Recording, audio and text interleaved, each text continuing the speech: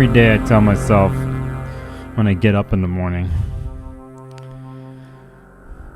whether I'm springing out of bed because of obligations or I don't want to get out of bed because I'm over it all, I just don't want to do things.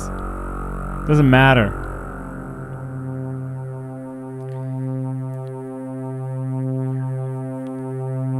I tell myself, how much time do I have left?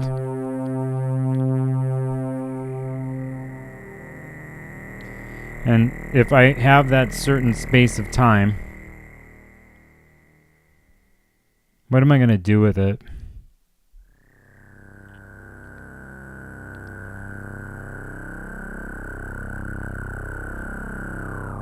What am I willing to risk with that space and time that I have left? What do I initiate or put out in the world? What do I push for? And I'll be honest, I'm a Venus ruled person. I want it to be passive.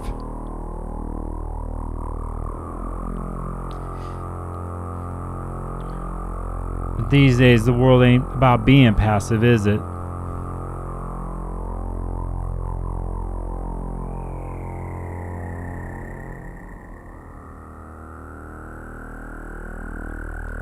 When you're forced into situations where there is no other path or way, and if you choose not to do that, you wallow and you rot and you are stagnant, frozen. So this morning I said to myself,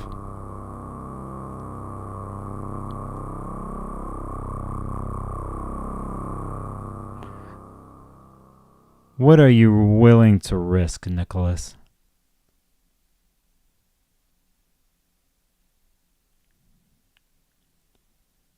How far do you go? And what happens when you risk and obstacles come in your way of your vision, the will behind the vision? What do you do in those moments?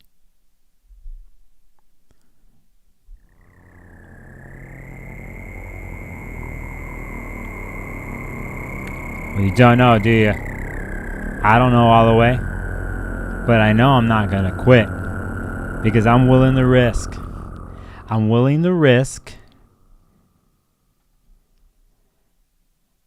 I'm willing to take the chance.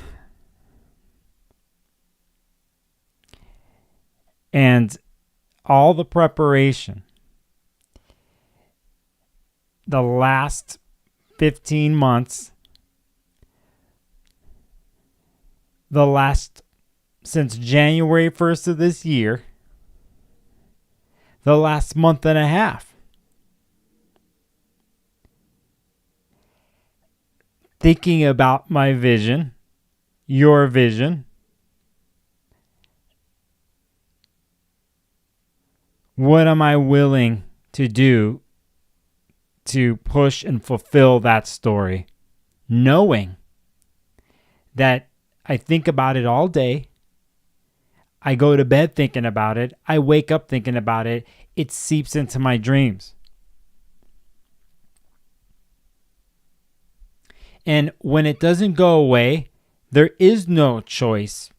Here, me at least, in this space, in my world, there is no other choice but to fulfill that vision. So no matter how wounded I am,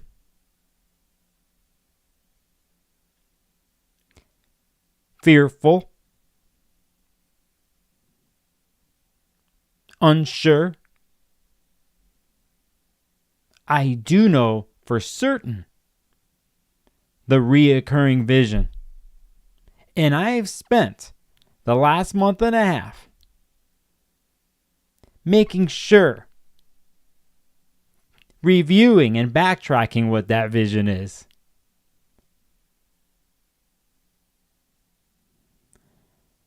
And I've even had hints now of what can come in my way of that vision. All I have to do is look to the outside world.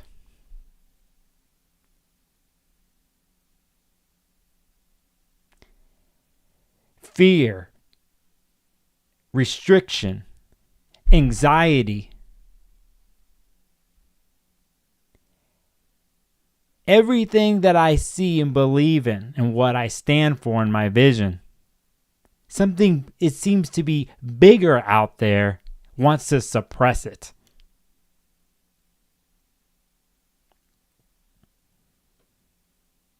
You know, that pisses off a guy like me. And I have to think first and foremost for myself. It's a survival thing.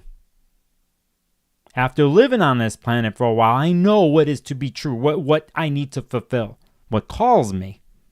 But then you doubt, review, and then you get to a place.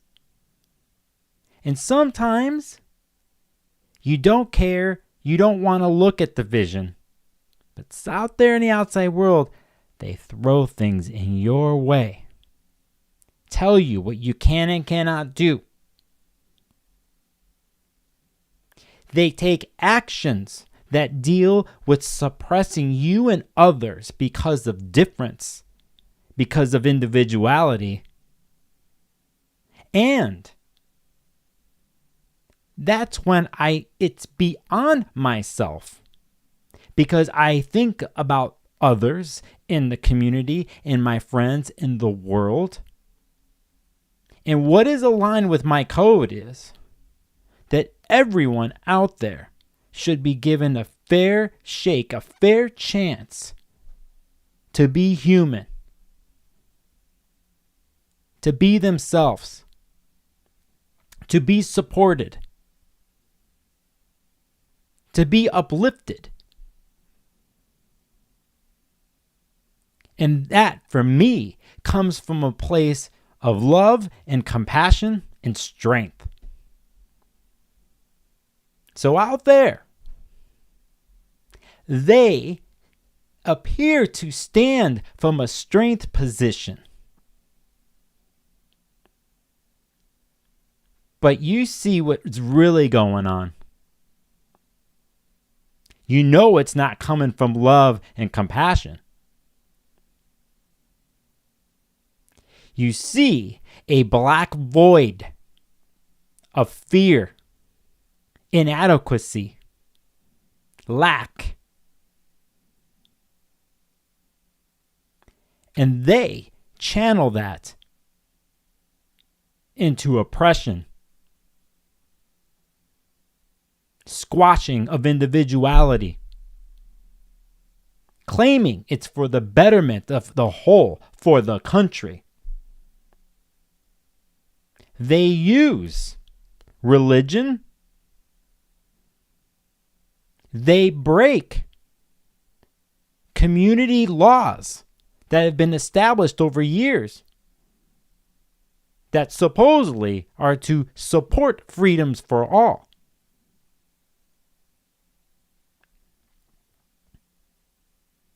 They say that. But if you're a woman, you're black, you're brown, you're queer, it's not for you.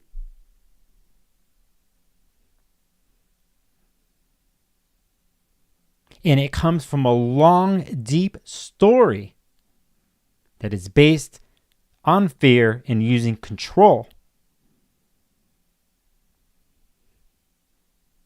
So, what would you do if your vision was suppressed, challenged, squashed down? And if you have been in that place and you've been trying to deal with it for a long time, it tires you out. And it comes from many different angles, from an economic blood-sucking of you, from a mental squashing or a distractions given to you, so you don't think and go deeper, or you do, whatever, regardless, how much more can you do? And then when it comes to your vision, do you give up when it seems like you don't have any more power or energy?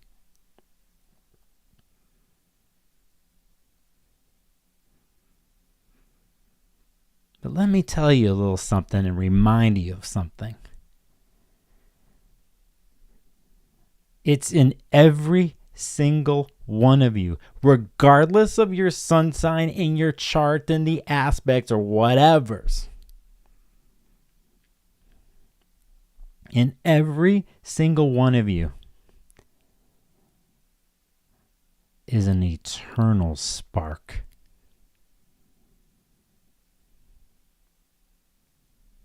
The ignition.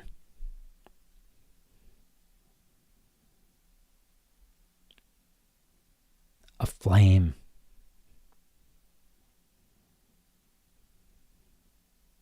So for me, I've been preparing for this. And I've been throwing some of that at you for the last 14 months. Prepare yourself. Trust yourself.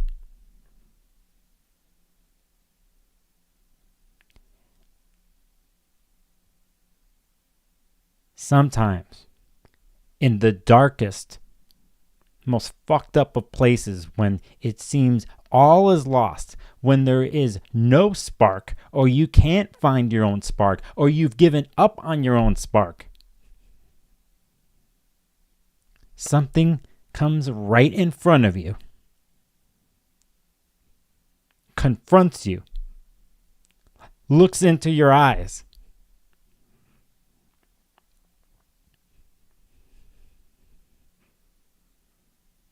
and stirs you awake from the most fucking deepest places right to the heart of the spark inside you. This is the time. You pissed off? Ain't you sick of it? Now's the time to fucking light the fuse. And take back your spark. And stand. With all the fear, the doubt, the creativity, the vision. And take it all into one little interesting power-packed place. And take the step towards being courageous. That step of being courageous and risking, just saying it to yourself, that's the igniter.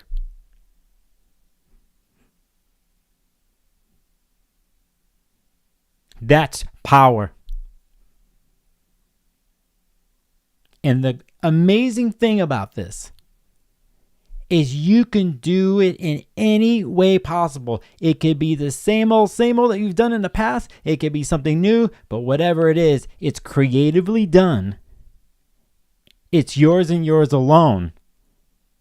And no one can take that away from you. Stand in it. Own it. Be proud of it. Defiantly. Courageously.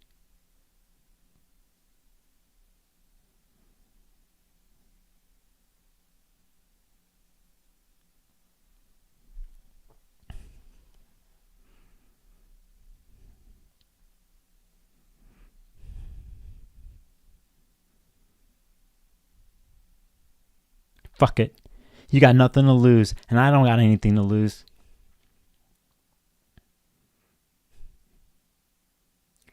Not only do I want to fulfill my vision, but for my brothers and sisters out there, I want them to fulfill their vision too. And when the roadblocks happen to them, and they're on their knees or they fall, if I can pick them up, I will. We got to do what we can to survive. We set ourselves up, and then we find our individualistic, creative way to contribute.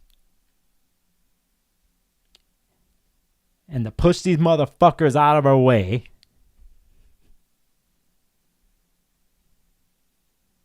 courageously. You're not alone.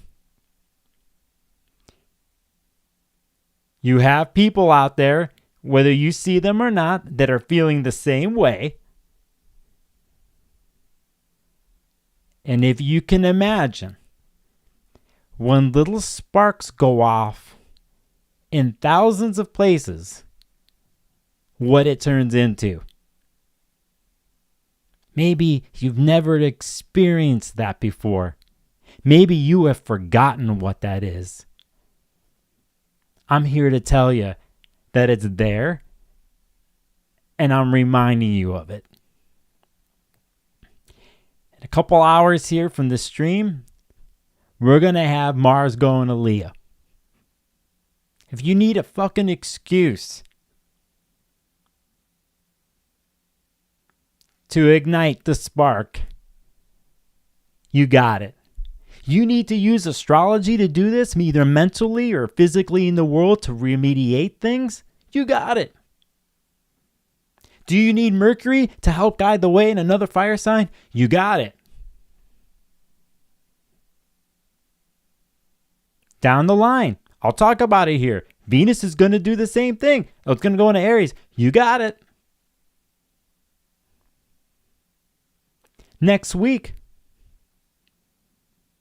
down the line, when Mars is opposite Pluto. We're doing it right now. As soon as Mars goes into Leo, we start it. Mars opposite Pluto. They're confronting you. The energy's confronting you. They're getting in the way of your vision.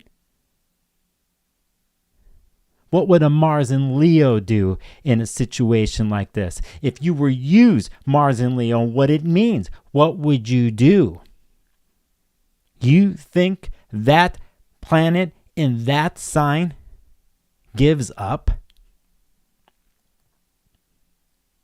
It's been reviewing the past since last September in Cancer and setting up a story for you all. And now it's at the place where it's a challenge. It's confronting. Would a Mars in Leo and how proud they are of themselves and their individuality, would they give up on their spark? They're soldiers.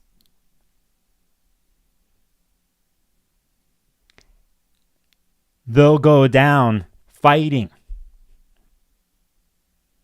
So if you need metaphor, you need story, or you literally need to embody this, you got it. I really want you to feel this now during the stream and when we get off the stream. You want a piece of homework the next 2 weeks? Fucking be Mars in Leo. See what fire means to you in your life. See what it is to wield courage and creativity, risk-taking, all standing with integrity, sticking to your code, to your vision. And the transits we have along the way here in the next couple weeks set you up for this. Out there, that outfit out there that's getting in your fucking way, they're going to do it in their way. They're going to lead a Mars and Leo and Pluto situation where they're going to not want to relinquish things, or they want to keep establishing a new order on you. But there's a big difference between them and you. You do it from a loving, strong, compassionate place towards yourself and for other people.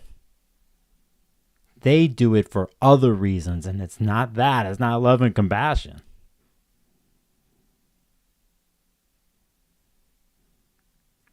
What are you willing to fight for? What are you willing to risk? There's no going back. So, might as well embody it.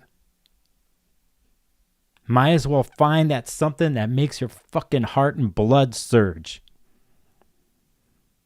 You got to use you're pissed off, channel it. You seem to be in some sluggish fucking place, bust out of it. That act in itself is powerful and courageous. Whatever it is, know that you are not the only one.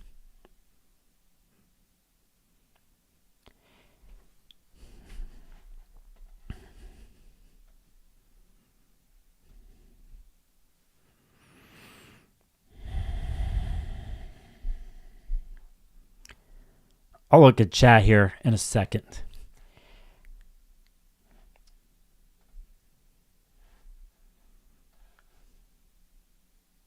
Why the hell do I got two owls? One with Mercury on it, Mars on the other one. Well, you know about Mars. Mercury too is leading the way. You think about these two planets here. They got a certain speed that they're running at. I got a little Pluto here, I got Pluto pulsating in the background.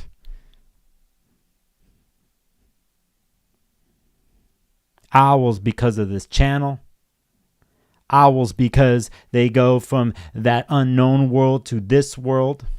Owls because they carry wisdom, but wisdom that's ignited into action on fire. All the wisdom that you've done during the retrogrades. A Mars one, a Venus one, a Mercury one.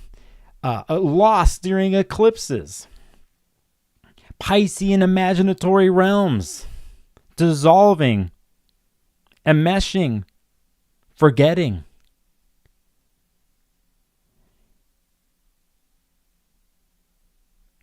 Fire needs to move out.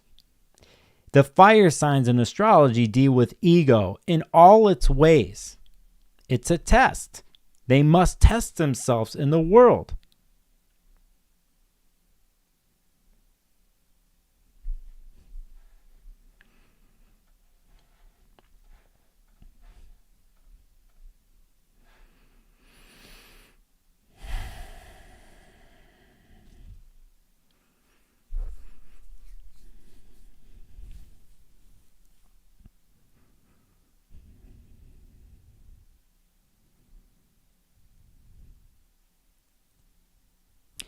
I have had pain and suffering in my life in many different ways. We all have. And then you somehow make it through.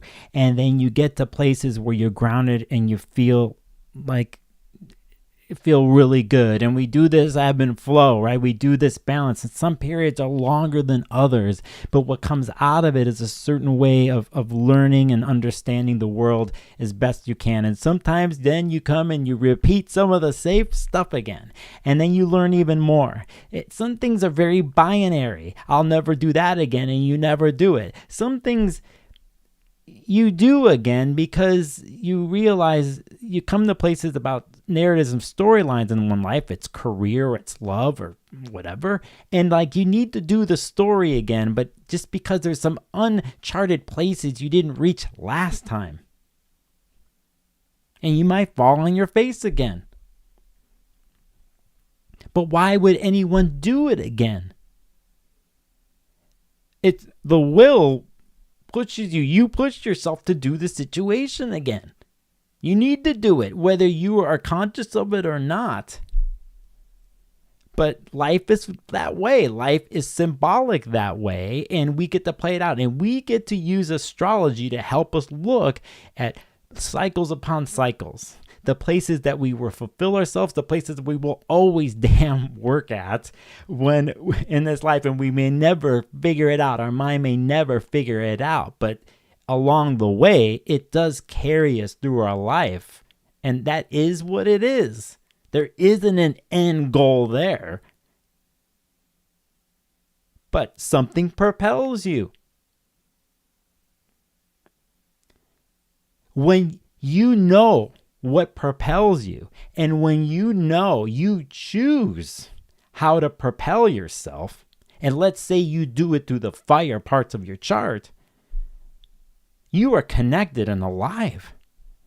The spark is running through you. And you must show that spark in the world. You must fulfill it.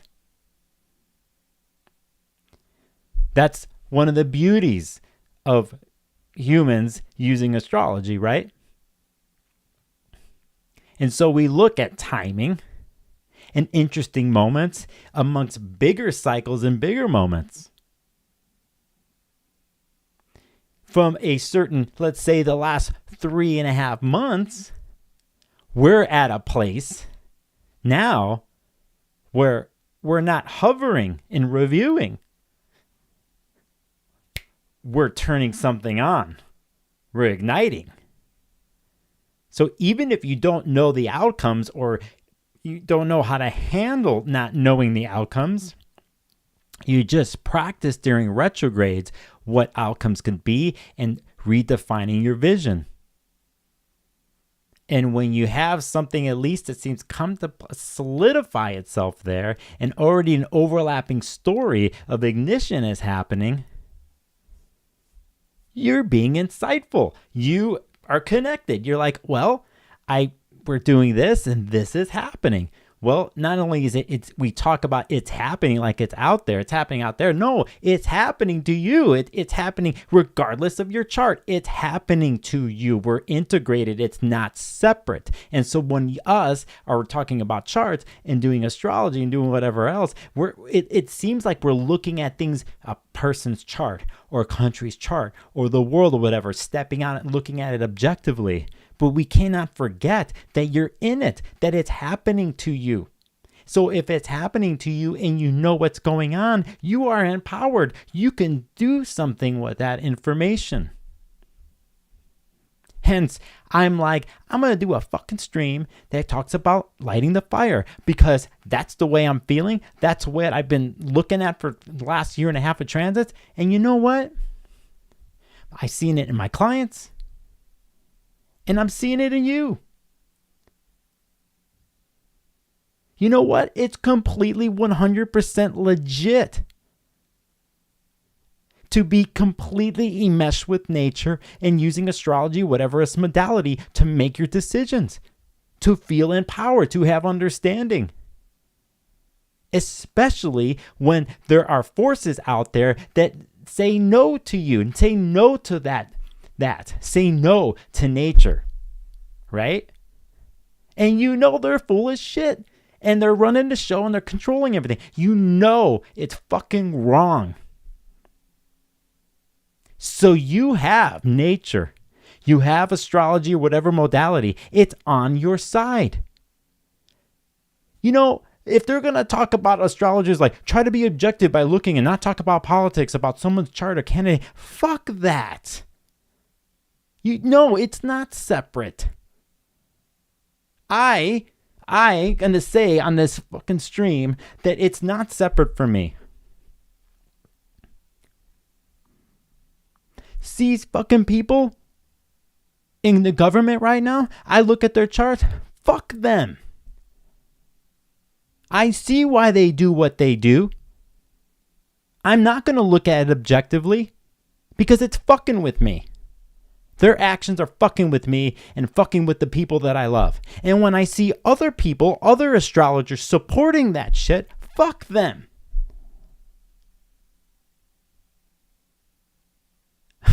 Why would I take a half-ass approach or listen to somebody that way? We've listened. The byproduct that's happening is oppressive. stripping away your rights, my rights, people that we love. It's a lie under lies.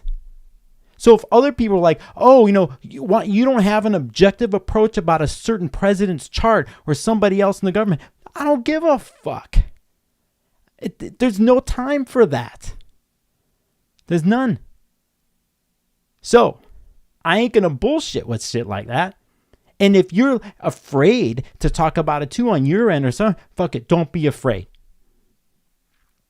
I understand if you're in certain positions, you can't risk things. At the same time, though, how much more do you need to happen to you? So I'm willing to risk. It's my fucking channel.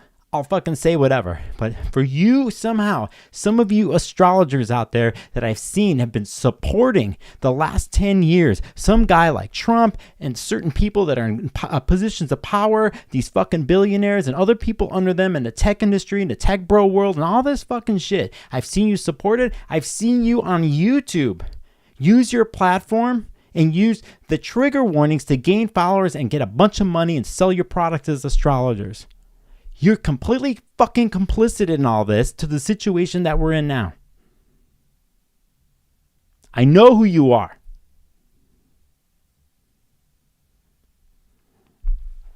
No, it's not objective.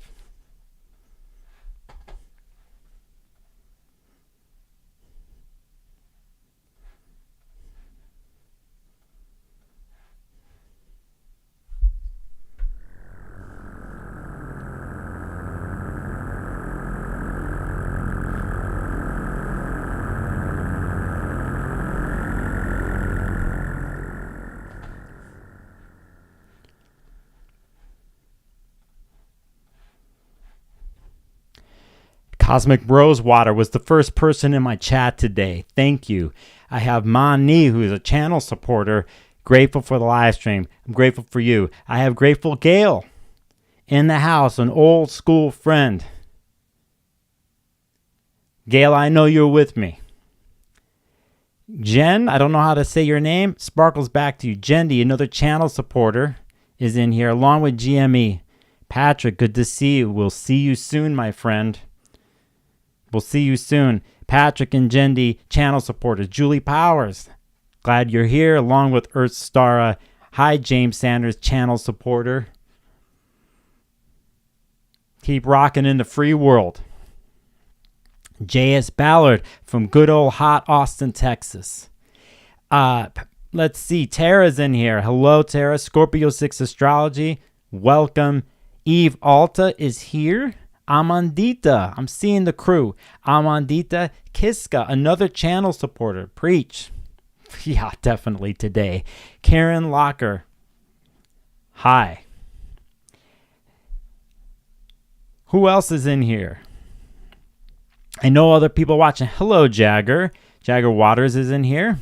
Time to light the fire. That's right. We're doing it on the stream. And Violet. Hi. Hi, Violet. Sarah Metlin. Hello with the double owls in chat. Dreamed about owls 2 nights ago. You're still dreaming.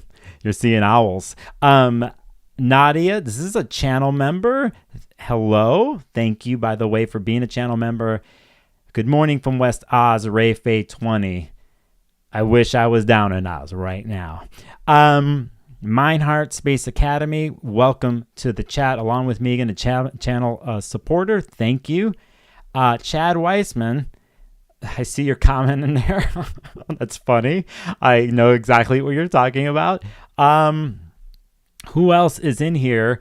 I want to make sure before I jump in onto the charts. And Mani's saying a digital coup, and that's exactly what's really happening behind all this is what's happening. You could just look to see the articles in the last 48 hours about Plantier and what they're doing, what they've been doing for years, stuff like that.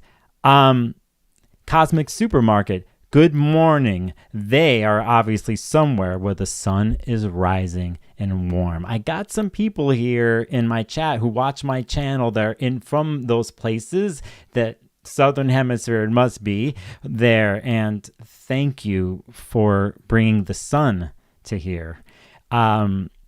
And Scorpio Muse is here, another channel member. People, just so you know, you can become channel members here. If like there's a join button on the front here, you can do that. And you can also donate to my stream. Or you could become a Patreon member. Tracy in chat too, just jumping in. I got a bunch of people here and I know some of you are watching. Let's just do this. Let's jump through because I basically went on a 40-minute rant. Okay, so anybody new coming to this channel is just going to be like, nah, but we know, I know that not only is this channel, but the messaging of what this is a long game. And in that game is a fundamental moment that is happening. We're looking here at a 29-degree Mars in Cancer, 56 minutes. It will be here at 9:20 p.m. Pacific here, and then for those the next day on the 18th, that Mars will go into Leo. A lot of you are waiting for this. I could care regardless. If Mars was going to be in Cancer for another week, I wouldn't care. I mean, I kind of learned a lot during that transit. But there's nothing you could do. You got to take what the world's giving you and what the universe is giving you. And we're giving us Mars and Leo. And we're going to enter a realm here that has to do with the end of November and the beginning of December, when Mars briefly went into Leo at that time before it's retrograde, before it went retrograde. So we're at an important moment here, and is why the reason why I did the stream called Light the Fire. We are about to set off here in the next couple of weeks and move through the last 3 months and really start to move through a story that in some ways kicked off, even in May of last year. And I'll get to that. But from the personal inner body perspective of Venus, Mars, and Mercury, those three have all pulled off retrograde cycles, and they're all moving forward now. Mind you, at different speeds, but Mars has already been moving fast. Mercury's picking up speed and will, and Venus will be trailing behind here too. So saying that, here we have Mars going into Leo again at 9:20 p.m. And as I do this stream, we're at the tail end of a moon in Sagittarius that is happening. Hence, some more fire here to ignite things and to push the vision here that we've been working on. Be patient with me, like with the chat thing today, because I have a different setup I'm working on. All right. So I hope I riled you up in the beginning of the stream. The transits are going to rile you up in the next couple of weeks anyway. If you're not feeling it, I'm fucking feeling it. So, so saying that, let's get to it. When we get into tomorrow, I just want to point this out by the day. I'm going to do this really quick. The tomorrow we hit Capricorn Moonland, and I just want to point that out there. And the moon eventually, is going to be dealing with well, it's a cardinal thing. So we start to do things like this. Here we see Neptune in Aries, Mercury in Aries at the beginning degrees, right? And right now as we're doing this, we just had a couple days ago a Mercury-Neptune conjunction, and it's the third one in the last maybe month and a half, 2 months. But the one big difference here is it happened in Aries. The last two happened at the last degrees of Pisces. So we, I think, are fortunate to have a third time here, but this one's different. Again, it's like a little gateway to fire. Right? So all this imagining that happened and the dreamland stuff that happened with Mercury, Neptune conjunctions and Pisces, now got a little switch over this week. It's a little change, right? And it's a big one. It's a big one. And when the conjunction happened, Mars was in Cancer, right? So there was remnants there still, but it was like, here we are. Like now the imagination and the exploration that in a somewhat passive Pisces place is not in a passive place anymore. Even with Neptune is sitting here with Mercury. Dreams and imagining can be fire. It's not just like dissipated. In a situation like this, knowing that the chapters of the story and the transits have been happening, it's not a dissipation here. It's actually, I think because it's the third conjunction of Mercury Neptune, and not in recent time here, that I think it's another you would not think a Neptune situation would solidify something, but whenever we do 3 hits with outer body planets, the second hit's always a retrograde, and when we come out of that, you learn and you piece together what has happened from the last 2 conjunctions, and when you get to the third one, you know. It's clear. In this place, it's a Mercury-Neptune type of clear. And it's a situation that deals with 0 and 1 degrees Aries. This place, important place that deals with the astrology. The number one, probably top of the list astrology thing this year is 29 degree Pisces into the 0 degrees right Aries. We're going to do this a bunch later on. Anyway, you feel what I'm saying here. We have this going on even till today. The moon in Capricorn here, though, will start to do these things whenever we have moon in Capricorn and Cancer or in cardinal signs. They will be dealing and squaring with Saturn and with Neptune in Aries. So this is something to pay attention to every month. Anyway, we get our first hints of it with a Capricorn moon doing its first squares with Neptune and Aries. Okay, so we have that here on the 18th here, and let's go to the 19th. I'm kind of going to go all the way to pretty much the 1st of May, just so you know, okay?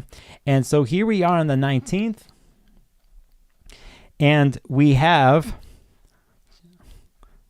one of my favorite times of the year is when the Taurus birthdays start. And so, you know, it's not just because I'm a Taurus rising. Well, it's partly because of that. I have important Taurus people in my life. You guys are really fucking stubborn, you know, and you're probably one of the best at being stubborn. So I celebrate that with you. I also have eaten dinners with you. I've also sat and had picnics along a river with you, and it's always awesome. And in the end, being Venus ruled, and I love your connection to nature and through your senses and your practicality and your patience, right? Especially in this kind of world that we're living in.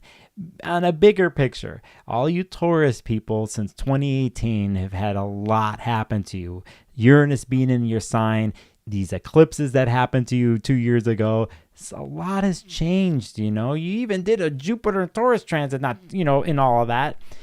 I've come to appreciate how you have incorporated and have brought in Uranus into your life, because it is not easy for a slow, stubborn, practical sign like yours that's locked in on whatever you lock in on for good reason. But at times, the tunnel vision, you don't see when things have to change, and when change comes, it's very difficult, and there's a resistance to it.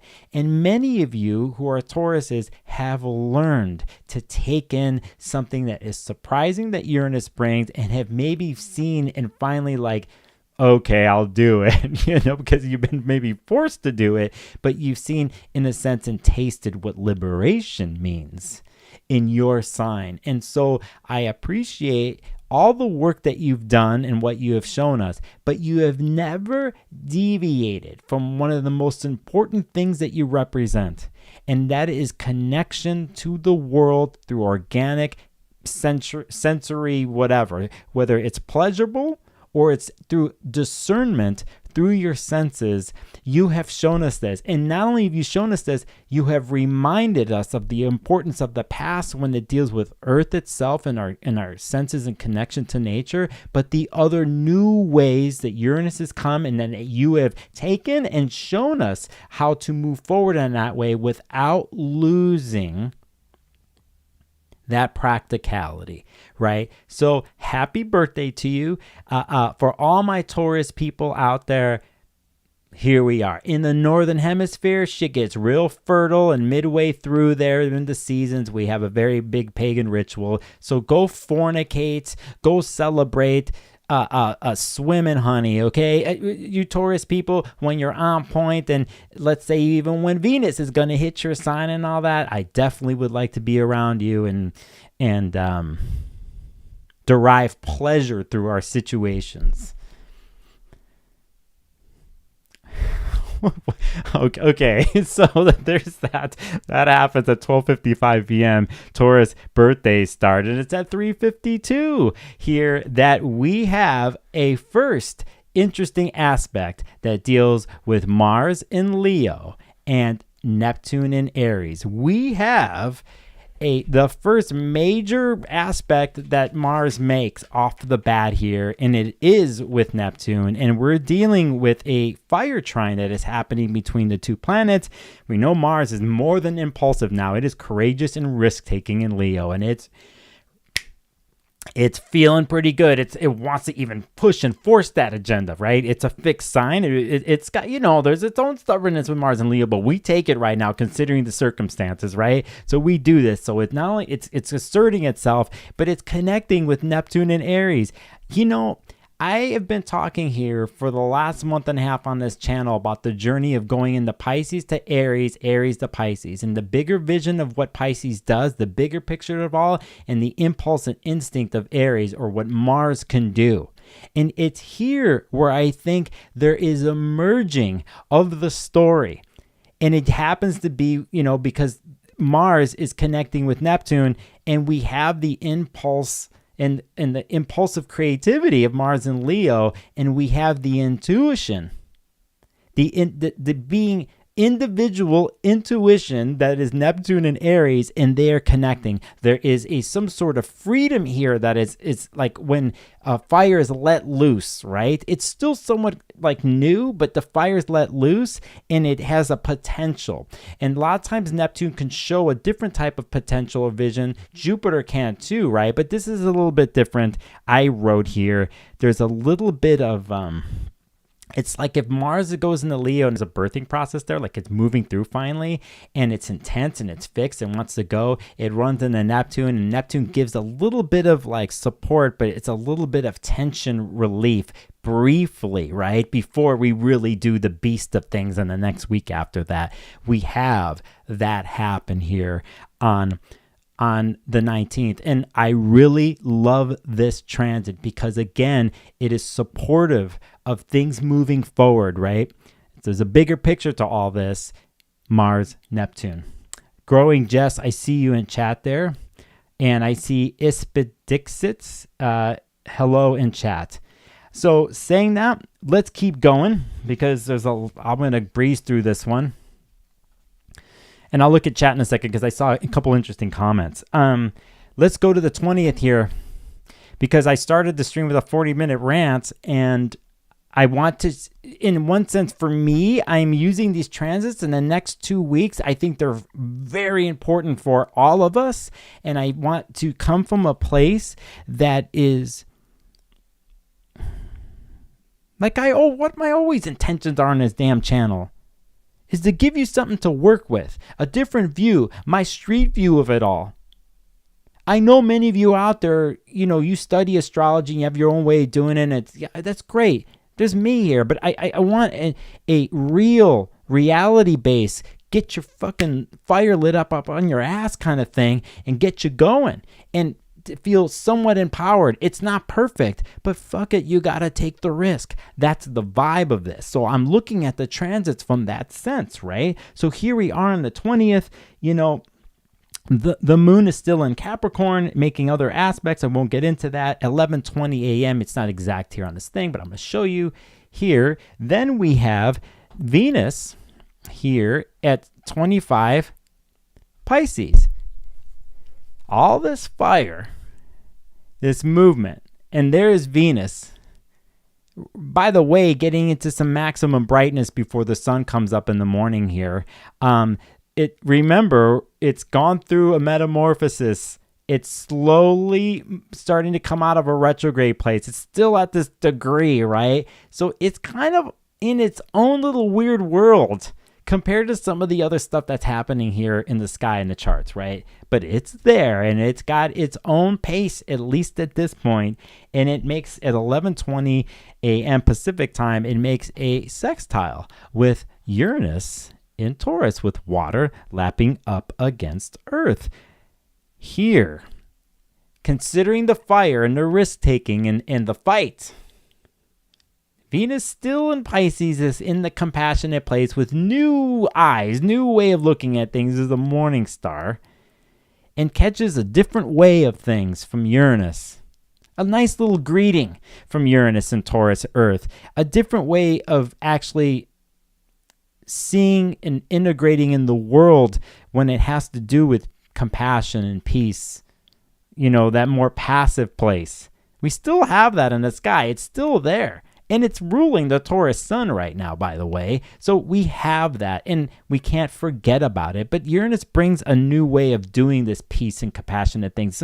We're still swimming in those waters. It's 2:39 p.m., right around that time, too. It's all happening at the same time. And then we have more. We have another story with Mercury, fireplace, right? And it is connecting in a sextile with Pluto. So we have this situation where they're cooperating with each other, an air-fire cooperation sextile, which, if you look at these degrees, 0 to 3 in air and fire, they're so important this year and in the 2026 that we get hints of what this is. Mercury moving through that Neptune position and now cooperating. You're going to think of that word with Pluto, but they're cooperating. That's the way I'm looking at it. And they're having a cooperative conversation, and it brings a higher ideal. And kind of Pluto's giving a little hint to Mercury and Aries there to carry it through, right? Remember, Mercury's still going through shadow. It still hasn't finished the whole retrograde cycle. And it's got a little bit of a bump from Neptune and then Pluto here, higher ideal. I wrote something. What the hell did I write here? I wrote words to say to self, but are also not selfish, that would contribute to the community. Is that what I came up with? That's what I came up with. I thought about the bigger picture of community of a Pluto and Aquarius, the transformation that's happening there. And I've thought about how one's initial, what one needs for themselves and what they individually have to say in the world is Mercury and Aries, that gets a serious power bump here, an opportunistic bump from Pluto. Okay, so there is that. Hi, Astro Stephanie in chat. See you in here. So saying that happens at 2:39 p.m. And then yes, I did this right. You will see here, I have to do this. There's the moon in Aquarius in all this. And I think it's interesting here because if you go, we're going to go to, it's 12 a.m. my time. So I will do it by the hour. And I'm taking advantage of this personally in my life because whenever Moon Pluto situations, conjunctions every month, I do that thing on my Instagram. I do those audio recordings in my Instagram community group. And I always trying to download stuff. I got a moon in Aquarius, by the way. So Pluto's on my moon right now. So I'm just taking what Pluto gives me or forcefully giving me. That's what it's doing. I can't get the fuck out of it. Even if I wanted to, so I might as well be it, right? So here is 12 a.m. the 21st on my time, and we will show you here. There's the moon in Pluto, 4 degrees, right? And here is Mercury here, and they have their own sextile. So not only is a Pluto situation with Mercury, the moon's coming up here to bring it to deal with. You know, if one were to get their emotional needs met from an Aquarius point of view, I think they're really cool doing it from a mental Mercury and Aries type of way to give them to fill up their cup. You know, it's kind of funny that's happening between air and fire. But listen, from an Aquarius, let me tell you, we have our needs too. You know, it's not like we're robots. You give us what we need, even if it's through mental faculties, it seeps through the rest of our body and The difference in life of how an Aquarius would show up as a moon changes. They're very happy when that happens. The key is that everything that comes through the top of the head has to seep slowly through the rest of the body, hence the circulatory system, hence the thoughts that move through the rest of the body, hence the kinkiness that is a byproduct of that. Take what you will from that. Yeah. So I don't know where that one came from. So saying that happens. It happens on the 21st right off the bat. And so it's not too long after that, 4 hours later exact here, we're going to have then Saturn you see what's happening here with its conjunction with the North Node. And here is the third one that we have done now. And it's solidifying, in one sense, bringing up the rear to the bigger vision of things we had to review in the Pisces parts of our chart, and coming through an end of a story here for 2.5 years for Saturn. But also this has to do with the eclipse story. This has to do with things that have happened recently with the eclipses. And with all these Saturn aspects that Mercury, Venus, and soon to be Neptune are going to do, there's a bigger something here that Saturn crystallizes and brings detail into. Finally, we got this situation here. Okay, so that's what happens there. And then we get to the 22nd, and I'm going to go to chat here in a second. I breezing through because I have something else popping into my mind.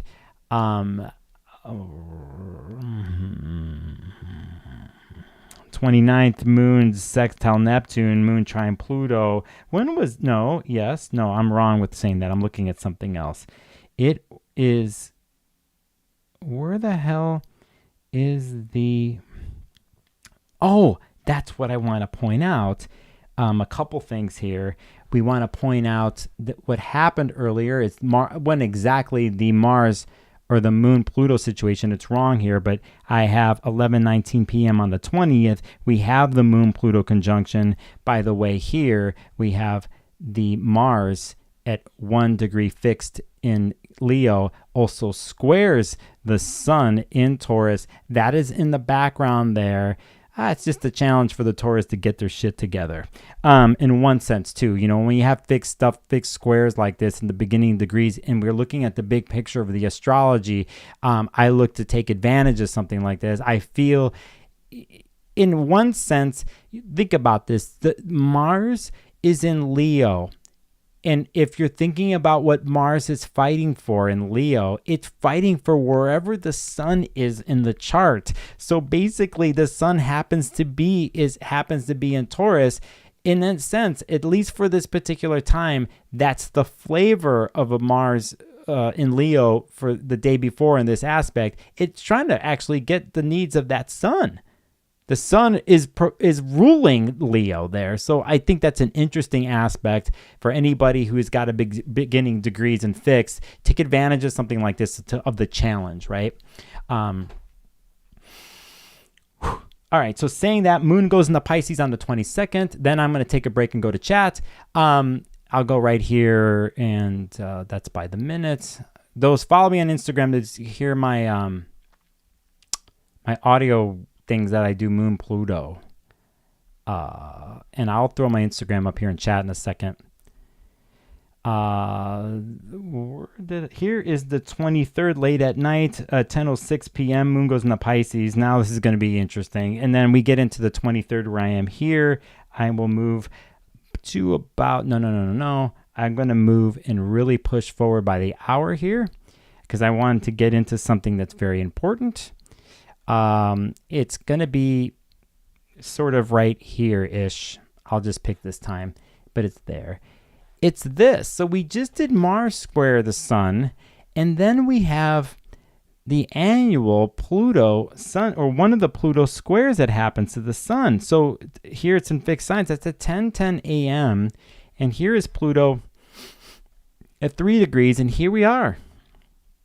We have another Pluto move of the week. You're paying attention here? Pluto here has already made 3 or 4 connections with planets here. We're not even a week here from when we're doing this. Pluto's all of a sudden showing itself. We've had all these other transits of just Pluto in the background, right? It seems it was so prominent at the beginning of the year, and then all of a sudden it just seems like it disappeared. And here we are now with Pluto helping Mercury and then throwing its weight around. It's challenging the sun in Taurus after Mars did it. Now here comes Pluto to do it. And so I think it's very important to understand that basically the sun is life force and the life force is getting challenged. That's a basic clean, somewhat clear way to say this. And in one sense, if from video game perspective, I will say that maybe Pluto final boss. So if we were going through stages, Pluto's one of the big bosses, final bosses here. So the sun has a confrontation with the final boss, okay? But I think with Mars already squaring the sun here, they're at these similar degrees. Basically, what we have here is this, and this is very important, and this is more on a world level, what we're dealing with now in the next 10 days. You basically have, in one sense, a roving T-square that is happening between these planets. So here's a square here, and here's the square there, right, that we're dealing, but they're there, and you see this point here is kind of the apex of this, and this is the tension that is building up right now as we do this and we get into next week. And this, on a big mundane level, is a setup. It's a setup that's building for something even bigger, and I expect to see things get a little bit more contentious. Now, I went on my rant with you all in the beginning of this video about not taking shit anymore, basically, and finding and initiating your vision. Risk-taking in the way that you feel safe and secure, and that you're in your integrity. And, you can use Mars and Leo to be defiant. It's the way you would be defiant. You could make it dramatic if you want, but regardless, it's there. There's that perspective, right? There's that way. But if we're looking at the bigger picture out there, the tension is not going away. As a matter of fact, it ramps up with transits like this. I don't want to come from a fear-based place here. There's enough of that around. Why would I need to do that? Because it's already been around. It's there. For me, I'm looking for the ways a person like you or me can integrate and use this. We see what's happening out there, but we have the most control in our own personal world. And can we somehow find a way to use this tension to move things? Because usually with squares and stuff like this, something is so tightly wound up that something must shift and change. Now, the problem is it's Pluto's in the game. And whenever Pluto's in the game, it's oppressive, controlling, obsessive. It's final boss. So you have to be tricky. You have to understand that it's a long game. And so if you understand that it's a long game, you can understand the space. And while others might be caught up, you know the types of moves you can do for yourself, knowing it's a long game. How to expend your energy, what amount of energy do you put into a situation or certain things, and if it's happening politically out there, you know that's going to shift again and shift again. At the same time, you have to be self-aware, right? So you use your tools on a personal level, but you're observing at the same time, right? So saying that is what's building into next week. I'm going to stop here. Startlingly True is in here. Thank you for being here. Steffi G with a super chat. I appreciate you, and thanks for the donation. Who else is in here? Sarah Reyes, good to see you here. And Lucy Fur is in the house. J.S. Ballard, I think I saw you. Yeah, I saw you. So saying that, I just want to acknowledge chat. Oh, hi, Astrologer Mackenzie. You're in here too. Good to have you here. Beautiful Chaos is here. Oh, Titi and X. Hello. And yeah, thank you. And see some comments in there. Thank you guys for being very cool in my chat and respectful of how we do things around here. I appreciate it. So saying that, you see now from a bigger level the tension that's building, right? And again, stuff like this moves stories along, but it also exposes things. It exposes cracks in things. Squares do this. And what people do in tightly wound places like this is key. So be aware, watch, but also know that you can use this personally. I think I already said that. Anyway, 10:10 a.m. on the 23rd, Sun-Pluto square, and it's later at 9:35 on the 23rd, which is going into the 24th for many of you, is let me get close to it here. And I can't get them perfect because I'm flowing here. I'm hour 6 minutes here. We have Venus now doing something here with its conjunction of the North Node. Now, Saturn's done this. Saturn's still in the mix here. Here comes Venus. For the third time, we have this conjunction here. Anybody Pisces, anybody all this, big week here ahead, because we have these final chapters summing up of stories that are going on. And on a bigger level, anybody who's going through a Saturn return right now, who has Saturn and Pisces, all this, it's a pretty big week for you all. It's a culmination that's happening here. So basically, with Venus in the North Node, it has its own way of relating to this bigger vision, but it's very clear after being retrograde and 3 different hits and confusion and fantasy and what is real and what's not, or like disassociating at times. But there is no disassociation here. There is, Pisces is very powerful when it is locked in on one vision.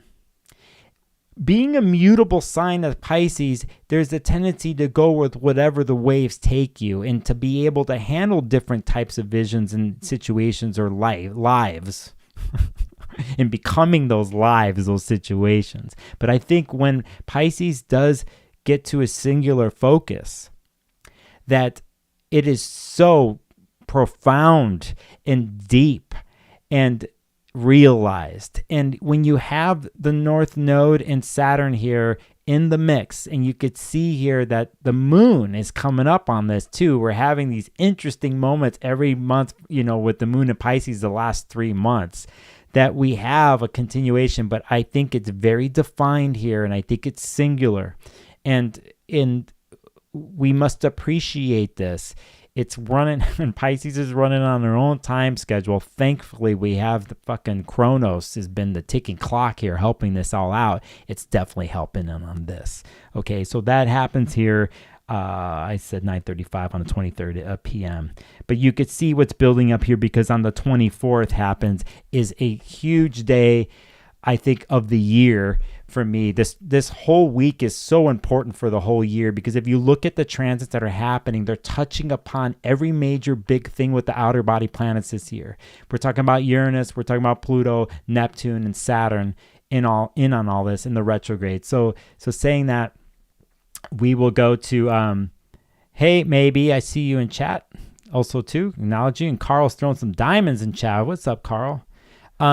So saying that, let's get to it.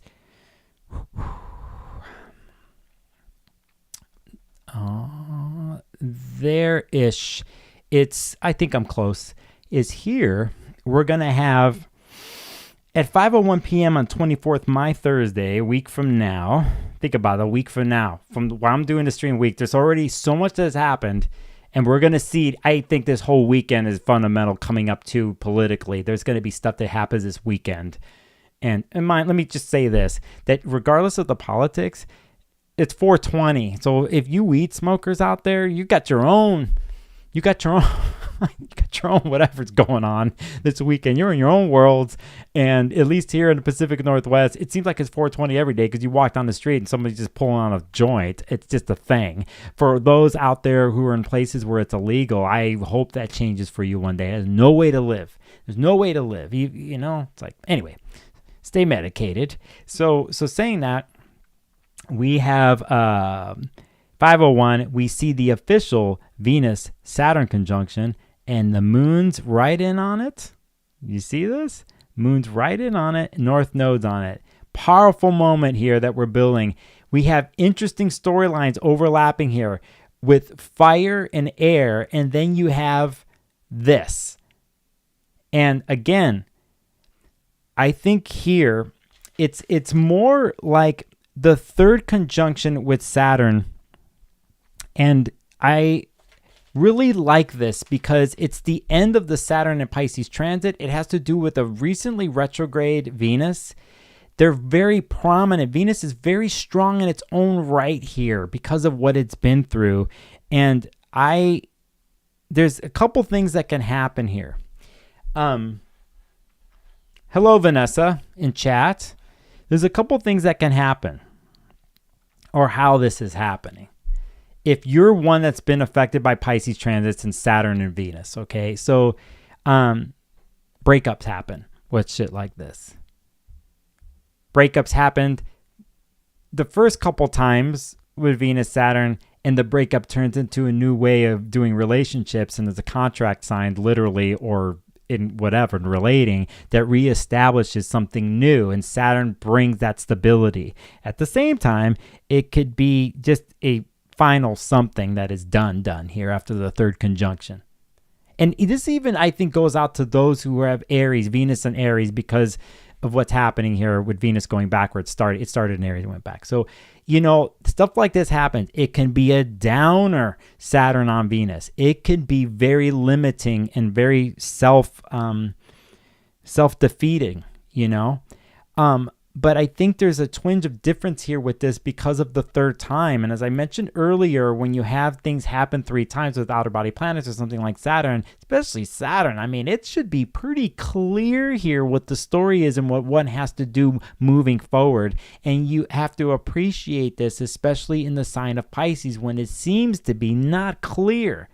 And so we take these situations this week with the Pisces aspects, and we have this moment, whether how challenging it is or how reality-based it is, Saturn does bring rules and new rule sets to move forward with, and brings definition, redefinition, definition. So you have a stability that will get you through things here, or one learned how to bring stability in the Pisces part of their chart with Saturn here. And it can help down the line financially, but it can be a break financially too, dealing with money. Again, a lot of times too, you see with something like Saturn that has to do with duty and the reality of duty and responsibility. And it's doing this and bringing it to Venus. And I think at this point with Venus, they truly realize what that is. It takes a little bit of the fun and mystery of going off into dreamy stratospheres with Venus and Pisces. But we love Saturn for stuff like this because we want things to be long lasting, or they end something. So down the line, when something is anew for Venus, they have the tattoo and the wisdom of Saturn graduation, no matter how hard it is, to go, at least now things are discerned. I can discern as a Venus and Pisces when it seems like we don't like boundaries, but I can be a bit more discerning in how I do my Venus and Pisces and the types of focus that I have using that or being that. Very powerful stuff here, especially with the moon and the north node going here and how we have things. Remember, Mercury did this before, brought those messages before. It was ahead of the game hitting these degrees, okay? So again, sensitive, but durable, right? Does that make sense? Separation, bonding.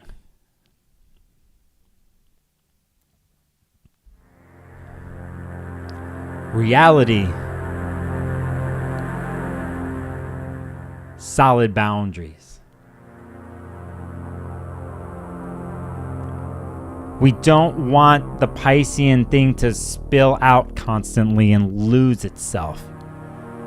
We need a basis. And out of anything here, for you Pisces risings or people with Pisces the last couple of years dealing with a major Saturn transit, I think it's at this point you've got some really interesting insight into all this in your chart, right? And on Saturdays in the morning in the opening hour, leave a little something for Saturn, will you? Leave a little something for the Grim Reaper.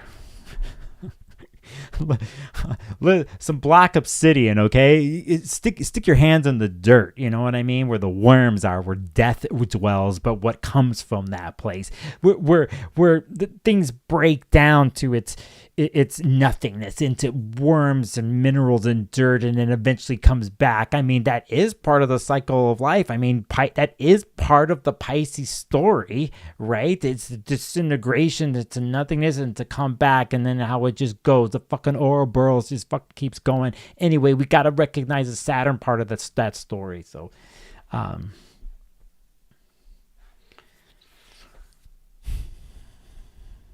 sensitive but durable? Did I say that?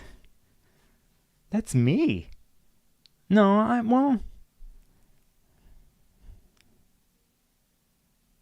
I'm definitely durable. Am I sensitive? I am.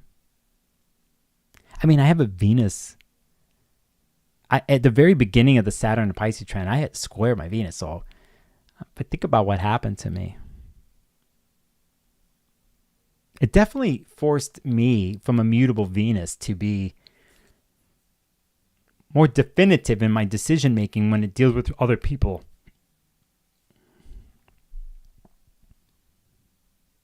It helped with a slight flakiness that I have.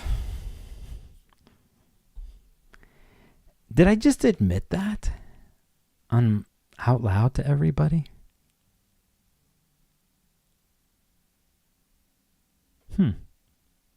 Moon makes a sextile to Uranus, then conjuncts the North Node at 7:21 p.m. on the 24th. The 7:53 Moon conjunct Saturn, 7:57 Moon conjunct Venus. A massively powerful Pisces day hidden in the power struggle of next week that we're building towards on the 24th. Okay, so saying that. Yes. All right. Let me point that out. It's all this. I didn't say one thing though. I didn't say that it was ruled by this. But Jupiter things are coming down the line soon enough. By the way, speaking of, very important day for me personally next week because of where Jupiter is.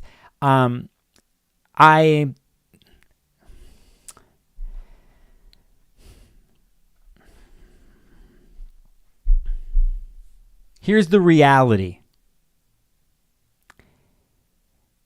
Economically, it's tight and it's going to get tighter. My opinion. I'm not an economist, but I think from the astrology perspective, it's tighter this year. Those of us in the service industries, whatever we do, it's going to get tighter. It's not going away. To be very conservative with money and spending, but priorities change because of this. For me, it is that way, but I am doubling down on my practice and hopefully the resources the next couple months to change a website page and these other things I'm working on in the background for this channel. I'm a decent astrologer. I can say that I'm decent, but I'm learning still.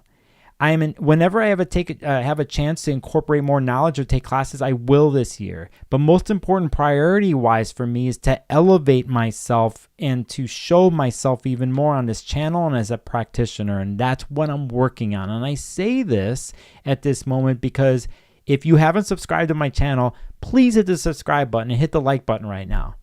If you have a couple dollars, become a Patreon member or a channel member. It really does help me. If I hit a goal in the next year of a certain amount of Patreon members, there's a lot more writing I'm going to start doing for the Patreon. Like I'm actually going to probably try to write horoscopes, but I'm going to do it for the members only because it gives me a stable, safe place to experiment to do this and not just do the videos. At the same time, it'll help me pay the rent so I can survive the certain space here.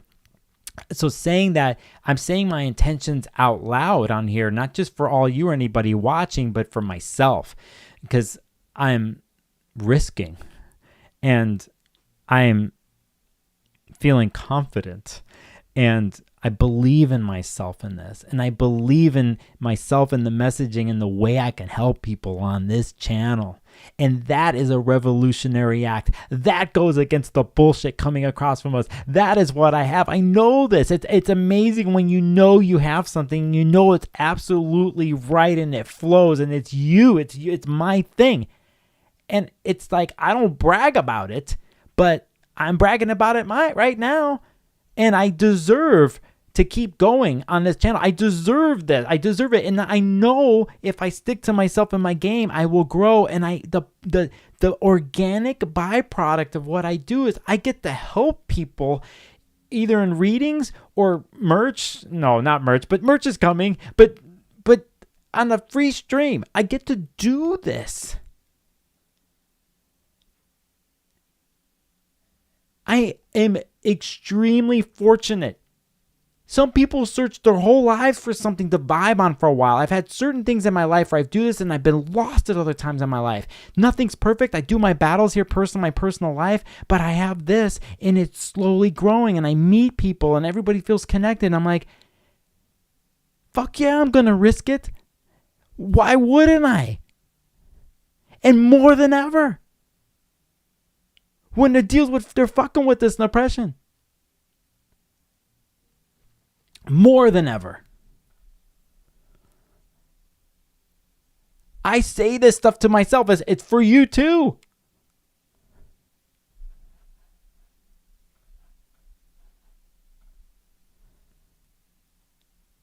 You know what's up. I started doing this stuff at 0 degrees Pluto and Aquarius. We have a Mars opposition happening. We have this power struggle. We have this whole thing. This is the time to start to show it. We've been prepared. We've been preparing. I've been preparing. Here we are. We're in a tension moment. It's time to stand up and fight creatively in whatever your way is. And that's what I'm doing. Fuck it.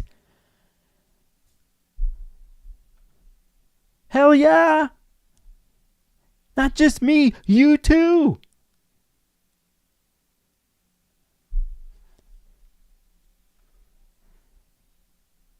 That's why I did the slides a year and a half ago. I was thinking about this for 5 years. I'm looking at the transit. I know what was coming. I don't know in which way. It's fucked. At the same time, got nothing to lose. We're free. It doesn't seem free, but the old way is done. The two-party system, failing, done. There's nothing else but an open road, but it's oppressive. What do you do in those situations? You fucking fight. You fight for yourself. I'm fighting for myself. And I'm not alone. You're not alone. Now can you feel the fucking surge through your body? The spark? Fuck it. Might as well go out that way.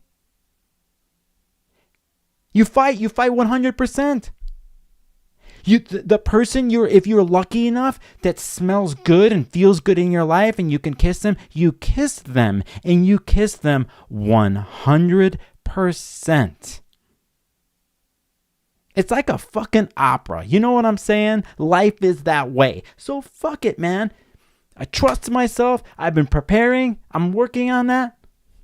So that's the goal of the channel. Vitality.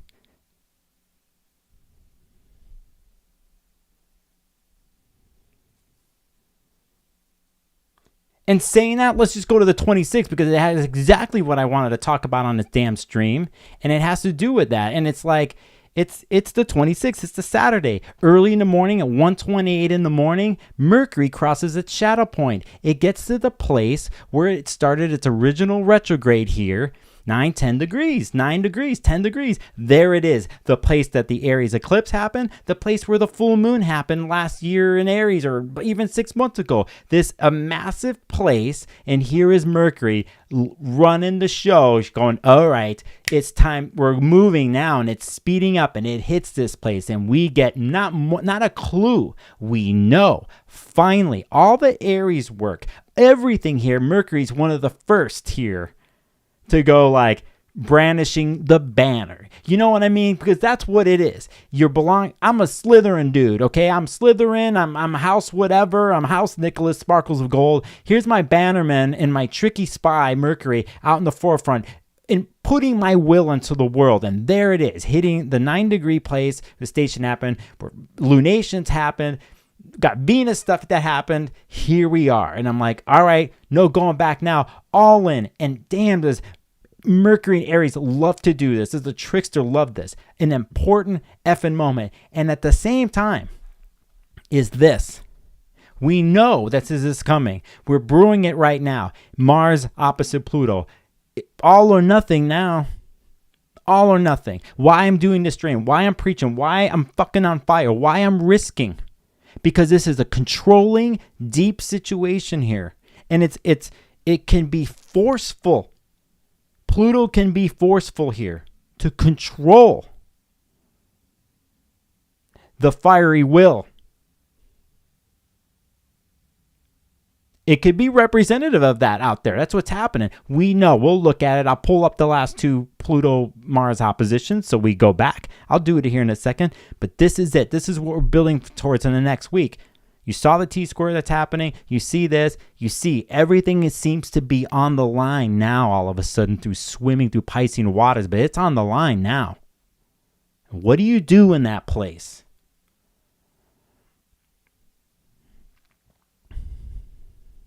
You go where your power is. If I take the more holistic view of all this, you combine the two. You try to find the meeting place between Mars and Pluto and see if you can work them together. But in situations like this, they're at war and it's a controlled power thing. It's dangerous. Mars and Leo's courageously defiant. Pluto and Aquarius is fucking putting a lockdown on stuff. Won't let it happen. Doesn't want it to happen. But it does it under the guise of you must join our new something that we have over here, right? But you have to be discerning because it's a facade. It can be, especially when it deals with control.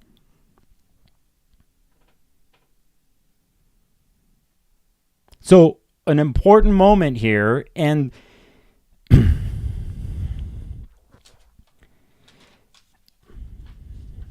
it's an underworld story.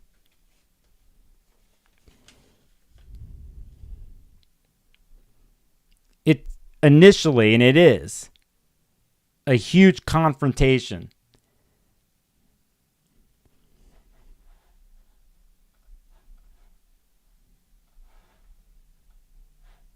Oh, you're not even seeing what I have on the screen. I've just been ranting. You guys got to tell me this. Let's do it again. Let me do my rant again. Here it is. Right there. Here's Mercury at 10 degrees that I was talking about. Here it is. The confrontation.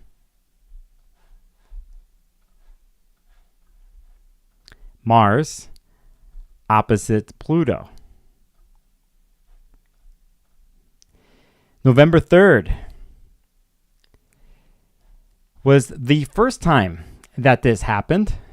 Recently, there's 29 degrees Mars, where we are doing this stream. 2 hours from now, Mars goes into Leo. Here we are. And there is a 29 degree Pluto in Capricorn. There's an old story here, isn't this? And it's carried over. It didn't disappear when Pluto left Capricorn. No, it went into another Saturn sign. It just has a new appearance in Aquarius. This is a new story. You just got to look at the outside world, what's going on.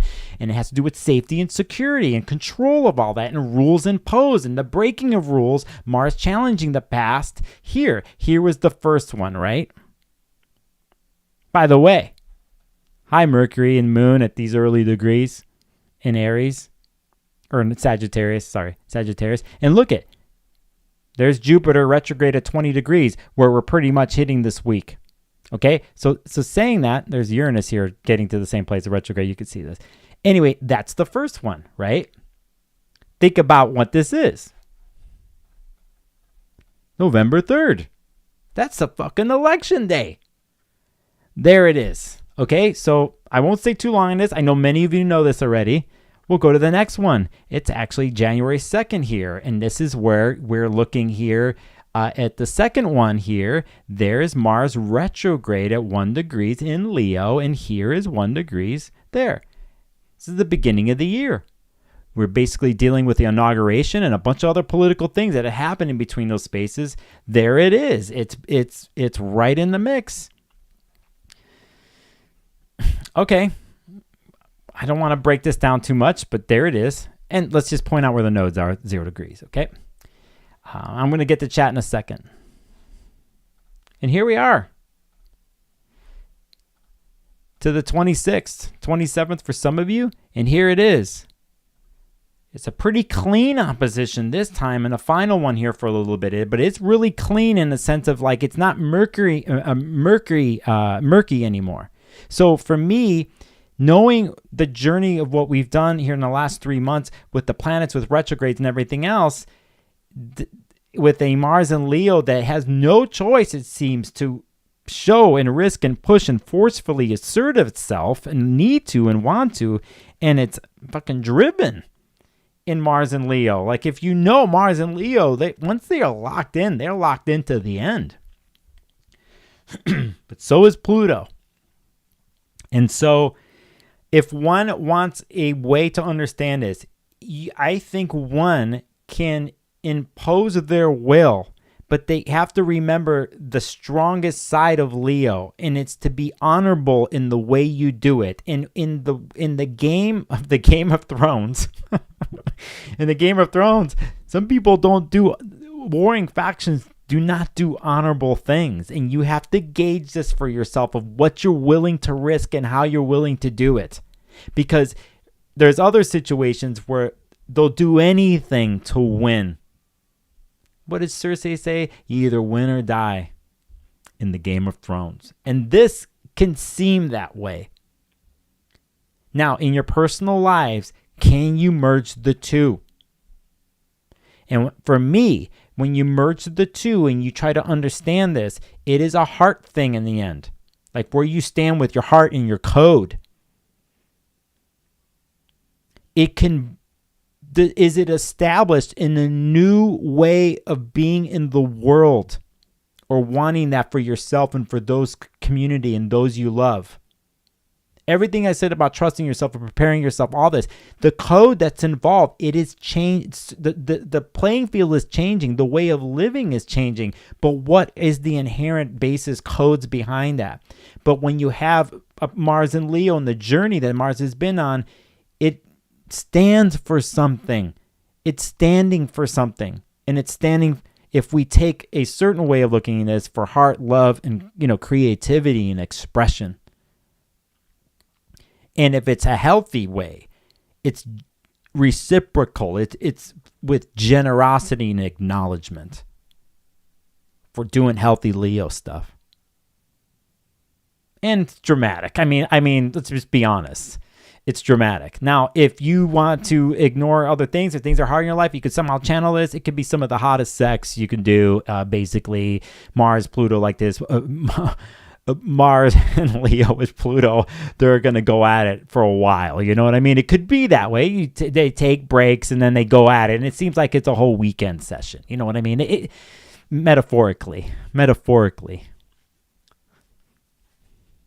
Or you take that sexual vitality and it's channeled into something very powerful when concocted together, when the two forces come together. It can be used that way. I'm giving you a way to look at this. But really, it's fucking hard and it's intense and brutal. And I think we're going to see things pop off in the next 10, 15 days, even going into May because of this. But again, I wrote here, what did I write here last night? I wrote, serving one's will. And it's important to know what you want, here, because if you're focused and you know and you stand to what you want, can you find and use the power of Pluto, right? Can you do that? And that can be very powerful if you know what you want and you somehow merge the two. It's the kind of the way to remediate an opposition is you branch the two. You find the meeting point in between the two, but it's not easy. I mean, let's just be real. It's not easy, but just trying to give you a way. An unbalanced thing of here is just we will see certain individuals are going to get very pompous and they're going to fucking show their weapons and their wear, and their egos are going to be even more inflated, and that's how they're coming across. But when we're on a long-term story with a Pluto and Aquarius story and what we're dealing with politically and all that stuff, and this whole stream, sorry, but there's no choice but to ignite the spark in you. And we got a challenge here, right? We got a challenge. You totally have this. You totally have this. Remember, you're not alone. You just have to look out there recently and you start to see people coming out of a shock and slumber with shit, and they're kind of like organizing. They're figuring it out. And it's ever morphing. But we're not giving up. We're not fucking giving up. 6:05 p.m. is a Mars-Pluto opposition that happens on the 26th as we're leading up to a incredible. Give me a second. I'll get to that place in a second. An incredible new moon. It's going to happen on the 27th. And I'm going to look at chat. And yeah, I'm... give me a second here. Pop out that chat, Nicholas. So, is this going to load? It is. It's going to load. And GME...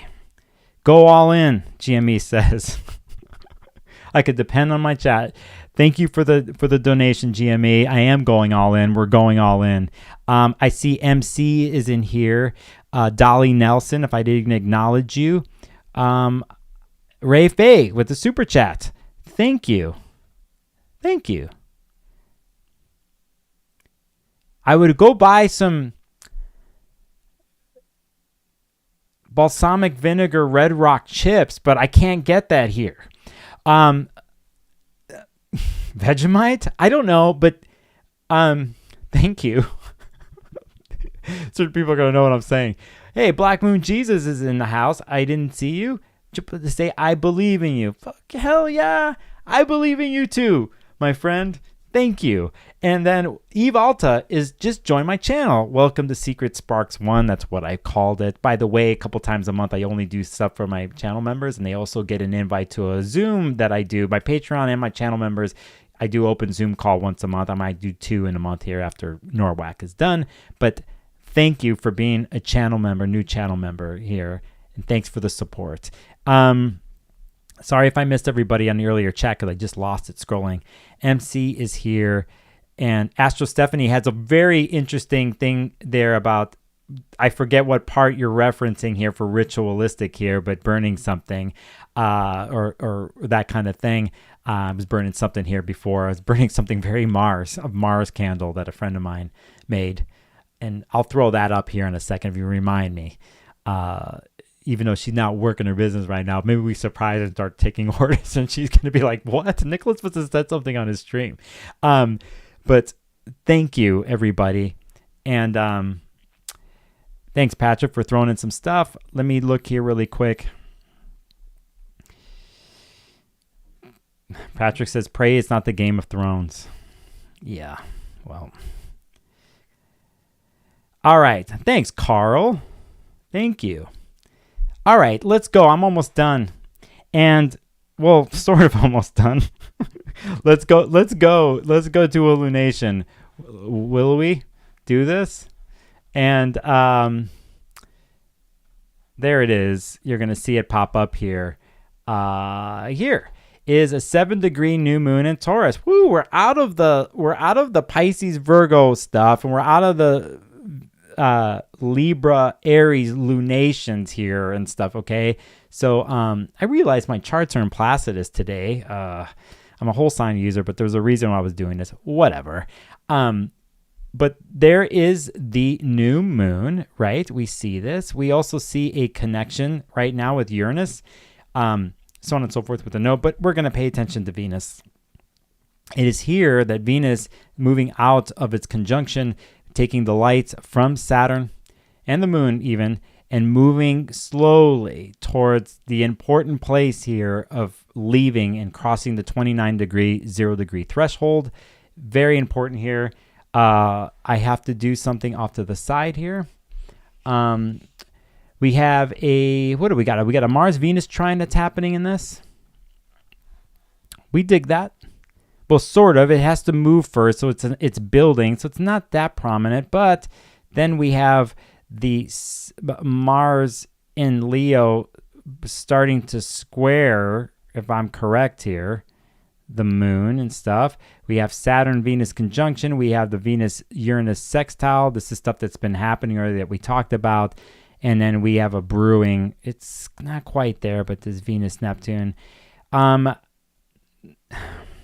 there's other aspects of this that I can look at, but if you think about what we've talked to from now to this point, I will take this Taurian moment while Venus is at the last degrees of Pisces and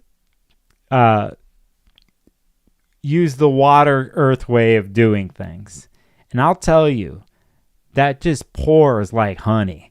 And if you want to bring Mars and Leo into this, then you have an interesting group dynamic that happens. It's not the easiest. I don't think this new moon per se is the easiest per se, considering the rest of the transits. But what we really want to pay attention to is down the line with this one, because this one becomes very important here 6 months from this new moon when we do the full moon in Taurus and when we deal with Scorpio type of stuff down the line here, because Mars is going to be involved. There's all this other stuff. Saying that is the new moon that happens.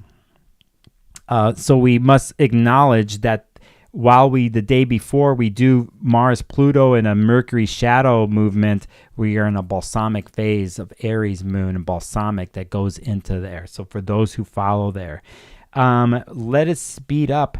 The 20th and 29th, there's so many moon aspects. Moon goes into Gemini, and then we get into the 30th here, which is like so much here in these not even 2 weeks. It's fucking wild. It's going to be 2 weeks. And it's the 30th here that does it. Yes, and there it is. It's the threshold is one of the big ones at 10:15 a.m. Now you see Venus crossing over. It'll be at 28, 29 degrees. So we pay attention to that because of what's been happening with the retrogrades and everything that happened at late degrees Pisces. Saturn's about to do it too and go over these degrees.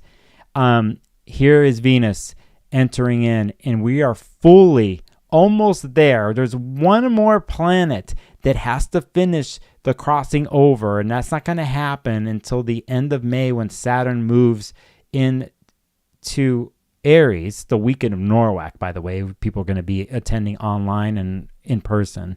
But here is Venus going into Aries, and finally, Venus is, I think, fully in the game. And it is coming with so much knowledge and so many connections in the last 2 months. So much movement, retrograde, meeting with the sun, Saturn, Mercury, like it's all there. It's carrying. Here is the hopeful part of me wishing here. This is a little weird. If we're thinking Star Wars or some shit or Brand New Hope or some kind of thing like that, Venus in Aries has this. There is a part of this, I think, because of going through the transformation of the retrograde and as morning star and everything is going to, and it's kind of trailing up the rear, it is bringing something. It's bringing a certain way of how to relate in the current circumstances, but still standing up for oneself. Now, traditionally, we know Venus doesn't flow there, but after everything that's happened from late degrees to Pisces to Aries stuff, this isn't just a regular thing. This is super potent. All these other planets have hit this. So that's the view I have of this. It is bringing some hope. It is bringing something. And it is under the guise of like, it's risking in its own right, Venus here. And you never underestimate Venus, I think, wherever it is, when it especially is learned lessons and coming across. It has its way of doing its own workings. You could go look to Chris's podcast and Nick Dagan Best when they're talking about Venus retrogrades that have happened and the markers. It's connected to the United States and to Russia and all this. I do my own back look at this stuff, but there's certain people out there that follow this. Venus is still very powerful, like of what's going on there. Even though we got Mars and Leo and the Pluto oppositions, Venus is in the game here, and it's representative of something.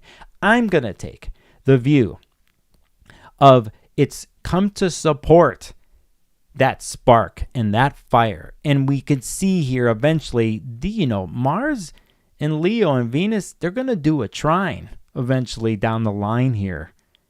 So if you're taking the approach that I am, that we're fucking living in an opera and the stories, and we're looking at the possible chapters and how we enact ourselves as players in the game, as the spark and the fire, you got it in another way here.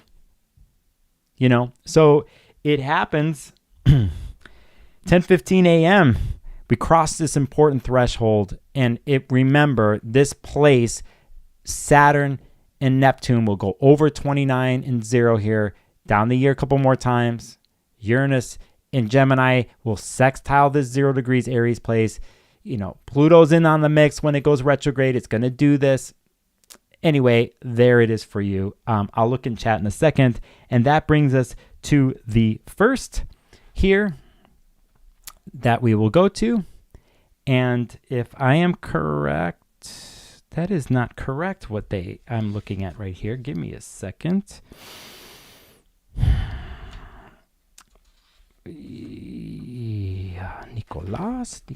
Nicolas. It is, that's what we want to point out is here on May 1st. This is not exact. It's at night if I do this. And these are for my Leo people. And I'm going to be done with this. I don't know what I did today. No, I passed it. 11. We'll just keep it right there. And it's here late on the 1st going into the 2nd that Mars, that day hits 6 degrees Leo.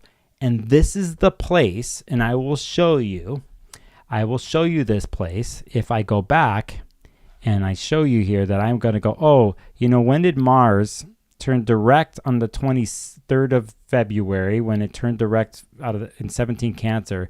But it was here on December 6th of last year that Mars went retrograde at 6 degrees Leo, and that's where the station happened.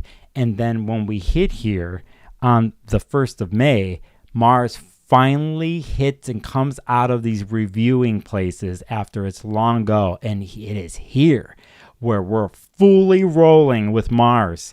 It finally goes over the degrees. It's finally doing that. And at this point, let me get back to this chart that I had. I wish I could go back I'll go back to now. And I'll go back by the day, and I go 1, 2, 3, 4, 5, and it is here that we are back here, and we're finally get to move forward fully with Mars. Venus still has to go through its shadow and get to the place it first turned retrograde, but now everything's moving full board. From the time I did this to basically the next 2 weeks, you could see the types of movements that are happening. Mind you, I passed over aspects and some other stuff here, but you can see now. And then Jupiter is going to become a major player in the month of May. So will, Mars in Leo, which happens all the way into June. And of course, Saturn's moving. Listen, before I move into chat and finish my deal, it's very important. It's very important to know where you stand. And you've been reviewing and given the chance with the transits the last couple months. Everything is moving forward now and gaining speed. And now it's like getting the details and little things together, and you're getting challenged, but you're not standing down. You do whatever you have to do when it comes to your creativity and for what you know is right in your world. And here are the steps to implement it. It's not free flowing. It's challenging, and there's power struggles that are involved here. But you have to test yourself, and the world tests us. And you have to be creative in how you express yourself and your creativity. And it does have to do with risk taking. And that's where we come and find the benefits of planets going into fire signs, because they do that for us. They show us, especially when a bunch of the stuff is going to be hitting Aries. I mean, there's no way out of that one. They're going to risk just for risking's sake. But there's a lot of knowledge behind these planets going into Aries because of the movements of retrogrades and all this kind of stuff. So it does actually have some depth to it. Whether an Aries admits it or not, or knows it or not, there's a deeper story behind it all, as you know, and we know what Mars is doing. So, for me, just when all seems to be fucked and lost, and it will be challenging going on. There's no miracles happening here, people. There's the miracle of a vision. There's a miracle there's a miracles of what it envisions and what comes from the spark of creativity, but there's the work afterwards to make that come to pass, to show itself. When we have the idea, when we have something that we know what it is, and even if it's not touchable or tangible, that is power, that is creativity, that's the spark. And when we take that and we can try to do something and we follow it and we go wherever it leads, and even if it isn't exactly what our minds do, it leads us forward. And when you have the feeling of being led forward and you feel like it was because of a choice that you made, or you had no choice, since you have no choice and you're forced by current political circumstances or whatever else, and you know you're not the only one, there is a sense of power in that, even when you're oppressed, because then it becomes very clear about where you stand up against whatever else, right? So again, and you're not the only one in that. So hence this live stream, it's like, fuck it, man. Like, no, we're not giving up, and we all have our ways of not giving up, and we all have our ways of implementing our will, our story, right? If you want to break it down more, you can look to the fire parts of your chart or whatever else like you're going to do. You can get a reading with me or whoever else. You can pull the damn cards and do the rituals. Whatever you do, know that I'm doing it with you. I fucking mean it. And I love situations like this because there's no half-assing. There's no wondering, which way? And like, no, you know what it is. And then it's just knowing which way to do it. And then you have to, like, on the fly do it. But you're moving. You're taking some sort of action, and things fill in along the way and other things don't work, but you're in the mix. You're in it. So that's kind of the vibe for me in the next couple of weeks, and we're going into May and June, and it's for me, it's like, I got to make a living. I got to do my thing. But if there's anything one can take here from this, from me and doing these things and talking to you all and all that,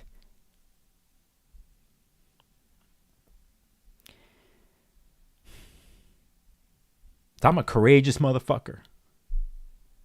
When it comes down to it, I'm proud of where I stand and what I see and what I want. It has history. So I don't mind fighting for that shit. And I know you don't want to give up either. I know you got the thing, it's in you. Some of us more so than others, but you're trailing up the rear, we got you. And when I'm fucking faltering, you got me. That Roots song is in my head right now. You got me. Love that song. Yeah, anyway. Yes, let's look at chat, and then I got to close up shop. 2-hour stream. Way too long tonight, but hell. Thanks for everybody. I see y'all chatting here.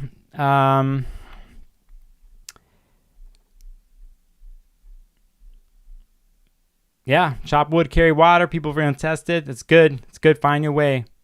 Black Moon Jesus, the magic of miracles coming from knowing that our light self is our inner child who is now free and can be catered to. It is time to love the child with fire. Fly a kite. Well said, my friend. That is an amazing way of looking at it and freeing what's up. And I love just your vision of this. Like, where's your Mercury, Black Moon Jesus? You got a way. Your Mercury's aspect is a certain way. I could tell. Thank you for that. And so yeah, that's what's up. We'll pull a card and then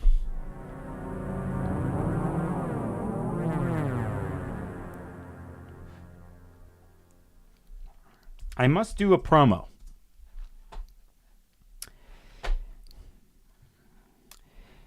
sold out in person, Memorial Day weekend, May 22nd to the 26th, 41st Annual NORWAC Northwest Astrological Conference. I will be there helping out, doing things, but it is available online. It's not sold out there. I will be leading Q&As in between the lectures. I'll be in an interesting Q&A with Sam Reynolds and Demetra George and I think Ebony Bledsoe and a couple other people. There's also the breakout rooms in between the lectures. People hang out online. Saturday night, they're doing an online rising sign party where people dress up as their rising sign. Samantha, another astrologer, is kind of facilitating in the back end. I'm popping in and out at this conference online besides being there in person. In person, if you happen to be going there, it's your first time at NORWAC. I'm actually on Friday night of the conference. I'm holding a little meeting party for first-time NORWAC people to say hello and to welcome them in on the Friday. And I'll be popping in and out of line. And if I have my way, I got some setups happening over there, and I'm going to have some things that I'm going to do there for my own channel too during and for after the conference. I've been doing this and participating in this conference for 15, 16 years now. My life changed because of this conference. The people that you meet either in person or even online over the years, going into the chat rooms. We have a lot of interesting people I know that are first timers that are going to do this. I can't wait to meet in your chat and face to face on there and bringing you some surprises. This is a huge, I wouldn't be here today doing what I do if it wasn't for this conference and the stories that have happened to me and the people that I've met over the years and the adventures that it's brought me into the astrological world with organizations and putting on conferences and so many experiences. So anyway, I just want to promo that. You'll be seeing some videos coming out that I have some interviews with some astrologers here soon through NORWAC and the YouTube channel. I'll let you know about that. Patrick's going to be there. He's in chat. He's tradition there too, along with Greg, one of the family members who runs NORWAC, runs the bookstore and helps with recordings. Patrick Carrick will be in there. He's really knowledgeable about books. I'll be in and out of the bookstore to say what's up. Anyway, you could go to norwac.net. I'll put that in the chat. Plenty of time to register. That's in chat right there. Okay. Even if you buy in, you don't have to do the whole weekend. You can do individual days. There's pre and post conference lectures, by the way. I'll show you. Here is the Richard Tarnas on the Thursday. A superb Lisa Scheim is doing a zodiacal releasing workshop. You know her for her work. That's a pre-conference. You can just do that. You could see the other ones on Friday. Demetra George is having a pre-conference. Jason Hawley, Ann Ortley, Kira Sutherland, all great astrologers. You can do those individual or you can buy into the whole conference. Here's the schedule. You could just go. I won't go through there. A lot of these Q&A breaks I'll be helping along in. I'll be in that one, I think, with Cameron Cassidy and Ann Orley Laura and Christopher Renzo. I'll be facilitating that one and a couple other ones. A great lineup this year. Here at 8:45, 9:30 on the Friday, you can see new attendee meet and greet in the Paradise Room. That is me. I will be welcoming people in. I'm trying to find some little funny somethings to give to people there, like a little souvenirs. I have to figure that out. Anyway, this is the whole weekend. You could see, I will show you the post-conference lineup. Wade Caves with Horary Astrology. Nina Griffin's going to be there. Judith Hill, Portland astrologer. Gemini Brett. It's all there. Go to the website. Go check it out. If you're thinking about going, do it. You also get to have so many weeks afterwards to watch the recordings if you can't watch them all that weekend, so on and so forth. Okay? Saying that, I also want to mention... here is my Instagram. I'm also, becoming more prevalent on Blue Sky. I'll put this in chat. And there's that. I will put up my Blue Sky here. I'm on Threads too. You could see that stuff in the copy under my videos. And here is my Blue Sky right here in the chat. All right. Also, here is, you can see here under my YouTube copy, the links if you want to book a session with me. Subscribe, hit the bell. all that type of stuff. My newsletter, which I'm about to change services, that's the best way to stay in line with me. I'm going to be working at my Patreon page. I'm very active. I'm becoming more active on there. You could become a Patreon member. All this stuff is under the copy there, okay? So for doing that. All right, so I needed to say those things to promo, and let's finish.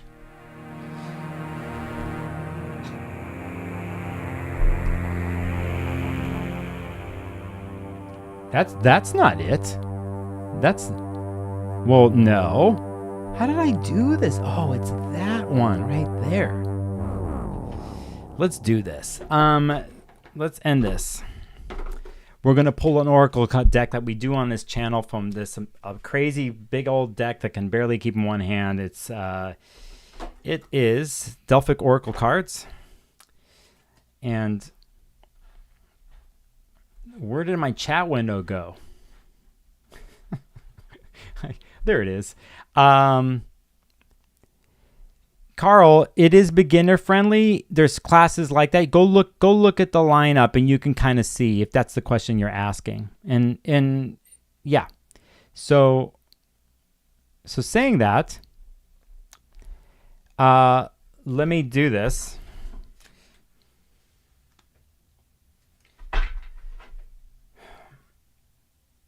I can't even shuffle these with one hand. It's like, all right, that's it.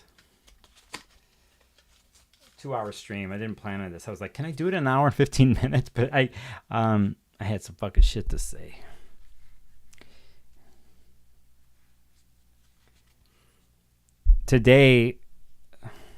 Today I crossed a threshold for my personal life and how I do this channel. I made a decision to go full on in here for the next so many years because I know that you can't separate what is happening in the outside world to here.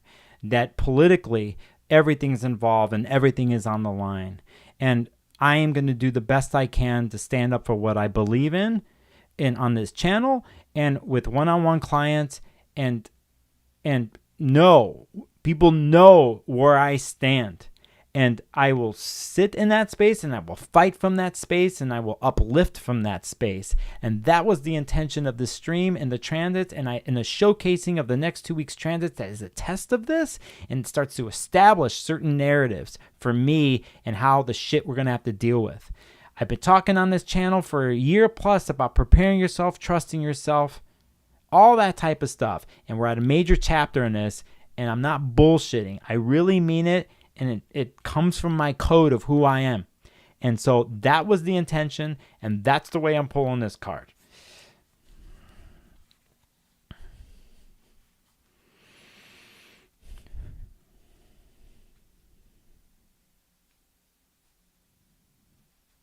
Eso, right there. Right there.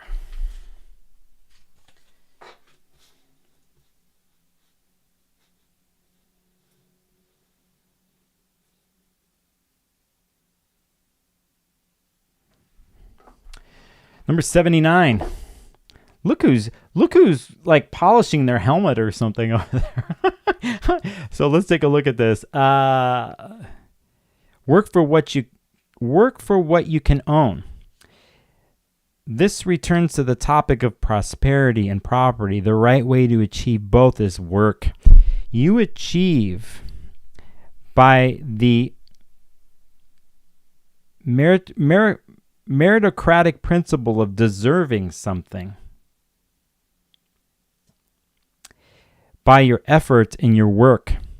These are not given to you for free unless calamity has fallen upon you and you are not capable. Otherwise, it is prudent and righteous that we work to what we want. Work is the foundation of righteous property. And I like this part over here. You achieve the meritocratic principle of deserving something. Why do you think an Aries does what they do? Why do you think a Leo or a Mars and Leo do what they do when they're balanced? Because they know what they want and what they need to fulfill in the world from themselves. They lock on and they must do it. the vision is deserved. To lock on to know what you want and what you must do for yourself in the world to evolve is a fire-based thing. Mars not only knows it deserves it, it will stand in an integral place, an honorable place in doing it when I think they're running healthy on all cylinders. And it will fight for it, and is proud of it, and does deserve it. And I don't think for one bit, being a fixed fire sign, that they will not do the work for it. They were determined to do the work, and they will do it sometimes flamboyantly, dramatically, but with vigor, It's a different type of thing with Mars and Aries, but how it serves. But remember, it's interesting here because you have that going on, and then you have, Mercury, Venus eventually in this, and it's time. It's time to test oneself here and to initiate. If you can somehow find a concoction for yourself and how to initiate and to fulfill a path or a vision for what you know is right for yourself, you deserve the opportunity. You deserve the tools, and you deserve to fulfill your story. It's in your inherent human right to do this. And if it comes and truly comes from a light-filled, strong, heart-filled place that is strong and serves oneself, and I think also for the benefit of others and the intricate balance between that way of being, we all deserve that. And we all deserve to be interacting as human beings, honoring one's individuality, knowing that we celebrate each other and at the same time we still are free to be ourselves. We all deserve that. And when that is threatened or taken away from us, our inherent human rights, we fight for it, right? And we find the others on our team, and we fight for them too, right? We deserve that. Listen, thank you so much for hanging with me for 2 hours. I got to chapter mark this. I don't know. If you haven't subscribed, listen, I got more coming. I got some tech stuff happening on this channel. If I get it right, it's going to be fun. And some other things I'm going to do. What else am I going to do? Even if I didn't know what I was doing, I channel half this stuff anyway because of that. And I got Athena on my side, and I got owls. You know what I mean? I got owls. They're around me. The crows are around me. They're building nests right now. The last couple of weeks with the crows, I'm losing twigs in their mouth. They're doing their thing automatically. They're bringing in new life. And I'm like, the beauty and all that. And I saw the light reflect on the wings today when I went to the park, and I saw the shades of blue.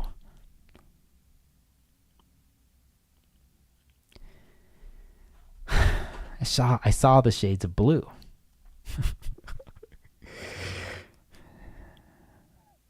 And I'm like, I'm going to do this fucking stream, man.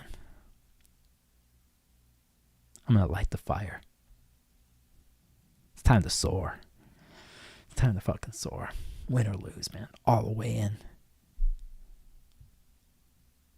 Got to fulfill the prophecy. Got to fulfill it. Thanks, everybody, for being in the chat today and helping out. Thanks for those who donated and who joined the channel. Anything in the future. Everybody in chat, thank you so much. I'll see you here soon. I might pull a video for next week again. I don't know what I'm going to do. I'm getting ready for some other things and getting ready for NORWAC and some other forecasts, okay?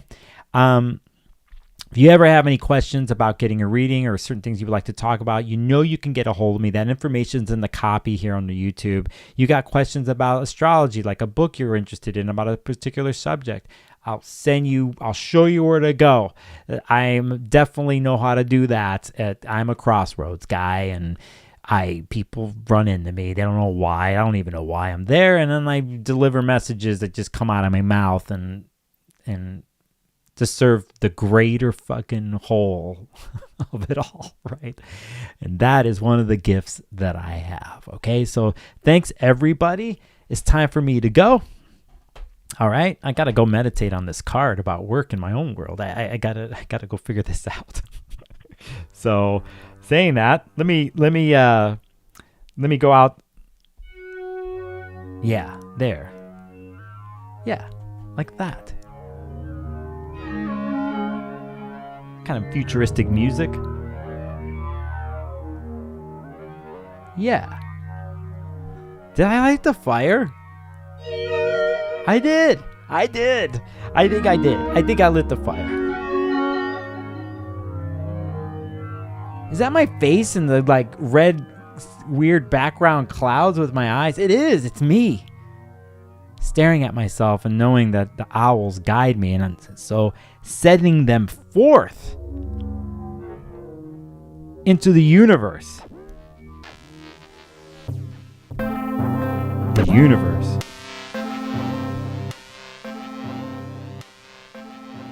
The universe.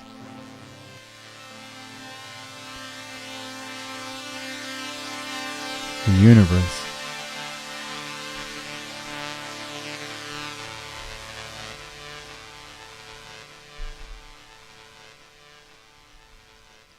Power. Power. Power. Power.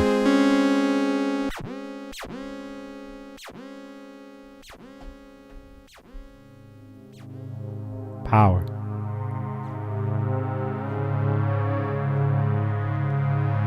Unstoppable power.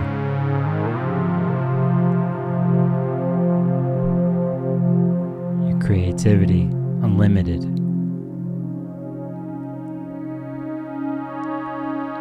Owls on fire.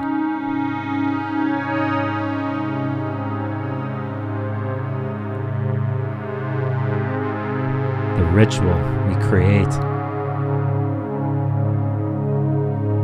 We're on fire.